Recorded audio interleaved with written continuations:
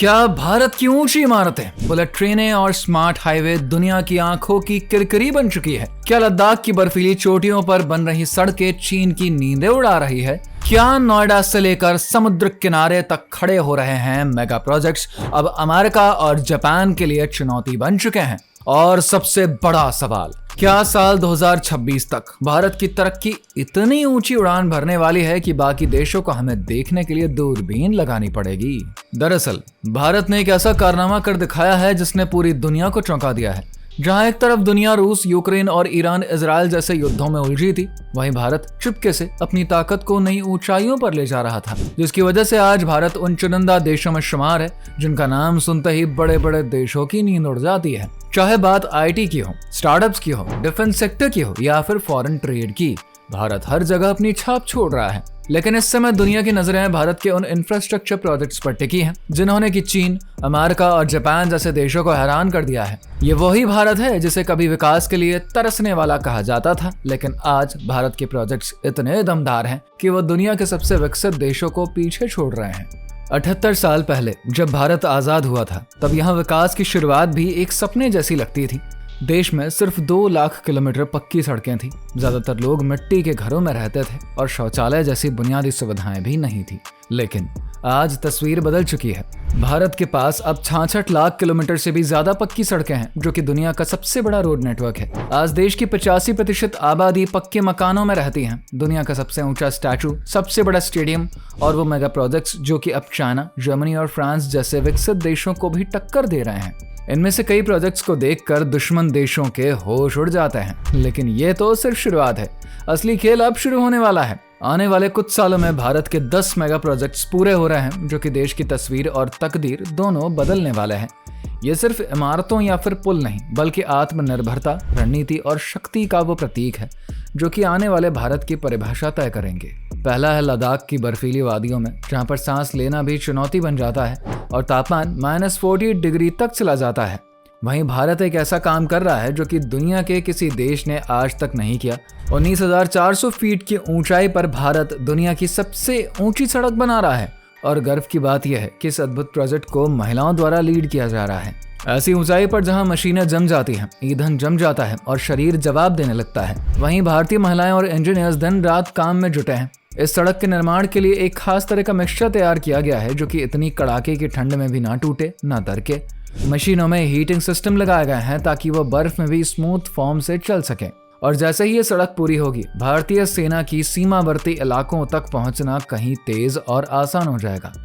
चीन पहले ही इस प्रोजेक्ट से बेचैन है, क्योंकि उसे पता है कि भारत की ये सड़क सिर्फ इंफ्रास्ट्रक्चर नहीं बल्कि स्ट्रेटेजिक जवाब है।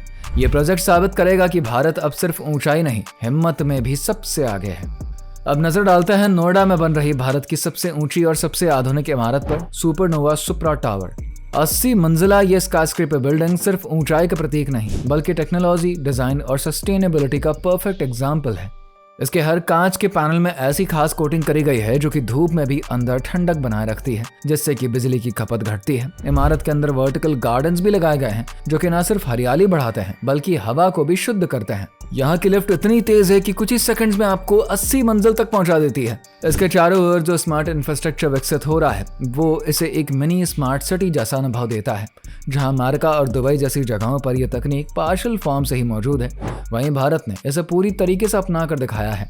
सागरमाला प्रोजेक्ट भारत की समुद्री ताकत को नई ऊंचाइयां दे रहा है। भारत की 7,500 किलोमीटर लंबी कोस्टलाइन का पूरा इस्तेमाल करने के लिए 14 नए इकोनॉमिक सेक्टर बनाए जा रहे हैं। ये एरिया सिर्फ बिजनेस के लिए नहीं बल्कि लोकल इंडस्ट्रीज को ग्लोबल मार्केट से जोड़ने के लिए भी है।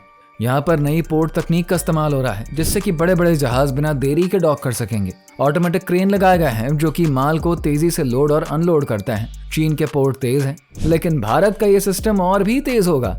इससे लॉजिस्टिक्स की लागत इतनी कम हो जाएगी कि विदेशी कंपनियां भी भारत से सामान भेजने को तरसेंगी। वहीं भारत माला प्रोजेक्ट तो भारत की शान है। 10 लाख करोड़ की लागत से बन रहा ये प्रोजेक्ट पूरे देश को एक नए सड़क नेटवर्क से जोड़ेगा। इन सड़कों में खास सेंसर्स लगाए जा रहे हैं जो कि ट्रैफिक को अपने आप मैनेज करेंगे। हाईवे के किनारे इलेक्ट्रिक गाड़ियों के लिए चार्जिंग स्टेशंस होंगे। रात में रोशनी के लिए सोलर पैनल्स लगाए जा रहे हैं। अमेरिका और जापान के पास भी स्मार्ट हाईवेज हैं, लेकिन भारत के हाईवे ज्यादा आधुनिक और एनवायरनमेंट के अनुकूल होंगे। डेडिकेटेड फ्रीट कॉरिडोर भी भारत की इकोनॉमी को बदल देगा। ये कॉरिडोर सिर्फ माल ढोने के लिए है, जिससे कि यात्री ट्रेनों पर दबाव कम होगा। इसमें नई इलेक्ट्रिक इंजन होगी जो कि इतनी तेज होगी कि माल समय से पहले पहुंच जाएगा। जीपीएस सिस्टम से हर ट्रेन की लोकेशन रियल टाइम में पता चलेगी। चीन के पास भी फ्रेट कॉरिडोर है, लेकिन भारत का सिस्टम ज्यादा स्मार्ट और एनर्जी एफिशिएंट है। वहीं नोएडा इंटरनेशनल एयरपोर्ट और नवी मुंबई एयरपोर्ट भारत को एशिया का सबसे बड़ा एविएशन हब बनाएंगे। नोएडा एयरपोर्ट में 6 रनवे होंगे और हर साल 14 करोड़ यात्री यहां से गुजर सकेंगे। यहाँ एयर ट्रैफिक कंट्रोल के लिए आर्टिफिशियल इंटेलिजेंस का इस्तेमाल होगा। सुरक्षा के लिए फेस रिकॉग्निशन सिस्टम होगा और बैगेज हैंडलिंग पूरी तरीके से ऑटोमेटिक होगी। नवी मुंबई एयरपोर्ट में 3.7 किलोमीटर लंबा रनवे और 287 विमानों की पार्किंग क्षमता होगी।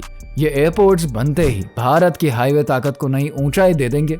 अमेरिका के एयरपोर्ट्स पुराने पड़ रहे हैं और चीन के एयरपोर्ट्स में भीड़ भाड़ ज्यादा है, लेकिन भारत के ये एयरपोर्ट्स आधुनिक, तेज और कन्वीनियंट होंगे। अब बात करें Mumbai Ahmedabad bullet train project की, तो वो भी भारत की शान बढ़ाएगा। आपको बता दें कि इस रेल लाइन पर ट्रेनें 300 किलोमीटर प्रति घंटा की रफ्तार से दौड़ेंगी। जापान इस प्रोजेक्ट में मदद कर रहा है, लेकिन भारत ने इसमें अपनी तकनीक भी जोड़ी है। ट्रैक के नीचे खास शॉक अब्जॉर्बर्स लगाए गए हैं ताकि भूकंप के समय भी ट्रेन ना रुके। हर स्टेशन स्मार्ट होगा, जहां पर टिकटिंग पूरी तरीके से डिजिटल होगी। इस ट्रेन के चलते सफर इतना तेज होगा कि लोग हवाई जहाज की जगह इसको चुनेंगे। जहां इतना सब रोड और टेक के लिए हो रहा है, वहीं केन बेटवा नाम का प्रोजेक्ट पानी की क्रांति लाएगा। इस प्रोजेक्ट में नदियों को जोड़कर पानी उन इलाकों में पहुंचाया जाएगा जहां पर कमी है।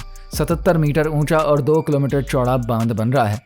बांध से बिजली पैदा करने के लिए हाइड्रो और सोलर प्लांट लगाए जा रहे हैं। इस बांध में इस्तेमाल होने वाला कंक्रीट इतना मजबूत है कि 100 साल तक रखरखाव की जरूरत नहीं पड़ेगी।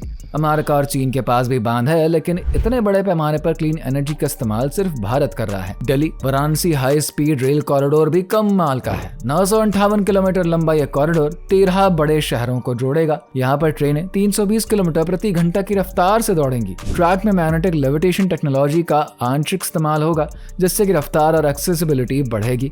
जापान की बुलेट ट्रेनें मशहूर हैं, लेकिन भारत का यह कॉरिडोर ज्यादा पैसेंजर्स को कम समय में सफर कराएगा। ये सभी प्रोजेक्ट्स भारत को सुपर पावर बनाने की दिशा में कदम है। जहां पर चीन अपने बेल्ट एंड रोड प्रोजेक्ट के जरिए देशों को कर्ज में डुबो रहा है, वहीं भारत का विकास मॉडल दुनिया के लिए इंस्पिरेशन बन रहा है। अमेरिका का इंफ्रास्ट्रक्चर पुराना पड़ रहा है और जापान की तकनीक भले ही आगे हो, लेकिन भारत तेजी से उसकी बराबरी कर रहा है। ये प्रोजेक्ट्स न सिर्फ इकोनॉमी को मजबूत करेंगे, बल्कि आम लोगों की जिंदगी भी बदल देंगे। तेज सफर, बेहतर कनेक्टिविटी, सस्ती लॉजिस्टिक्स, क्लीन एनर्जी और लाखों नौकरियां, ये सब इन प्रोजेक्ट्स का ही तो हिस्सा है। दुश्मन देश चाहे जितनी साजिशें रचे, भारत रुकने वाला नहीं। ये प्रोजेक्ट्स सिर्फ स्टोन ब्रिक का ढांचा नहीं, बल्कि भारत की उस ताकत का प्रतीक है जो साल 2026 तक देश को ऐसी ऊंचाई पर ले जाएगा जहां से बाकी देशों को हमें देखने के लिए दूरबीन चाहिए होगा। ये नया भारत है जो अपनी मेहनत, तकनीक और दूरदर्शिता से दुनिया को लीड कर रहा है। वैसे इस बारे में आपकी क्या राय है? क्या सच में अब भारत अपने हुनर से सबको पीछे छोड़ने वाला है? नीचे कमेंट करके जरूर बताइए और अगर आप हमारे चैनल पर नए आए हैं तो चैनल को सब्सक्राइब करना बिल्कुल ना भूलें।